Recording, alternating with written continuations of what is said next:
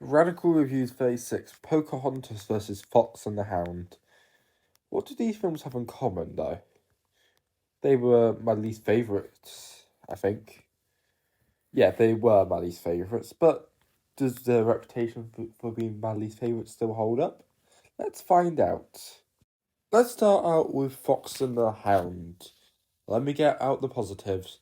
Chief was pretty good. The gunshot at the beginning was impactful. The music is decent. The animation is nice. And there's some sweet moments, I guess.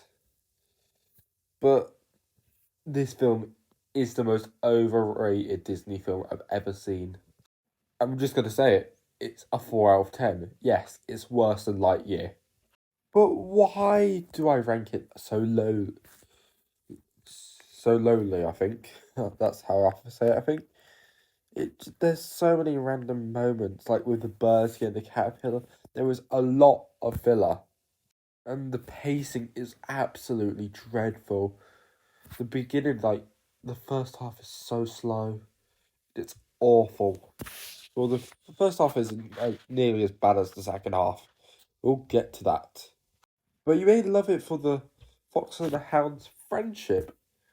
But that takes, kind of 5 minutes off the film, of a 90-minute film. So, it's not really that nice.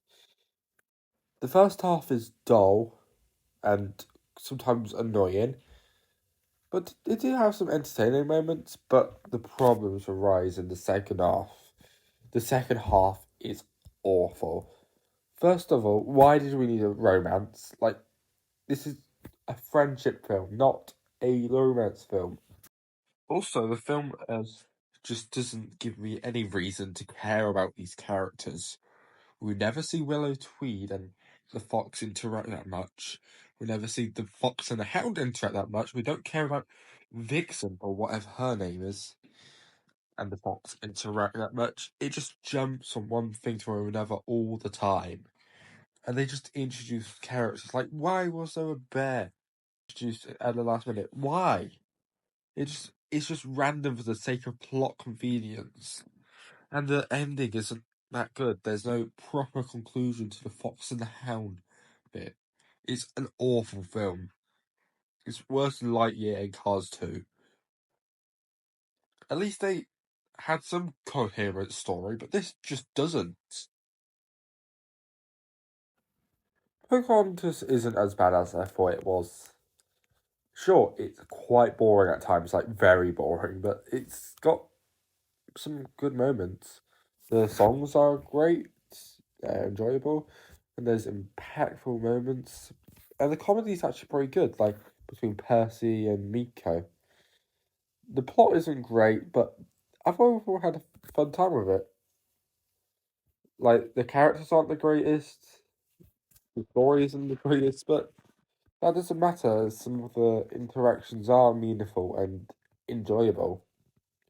The visuals are really good in this film too.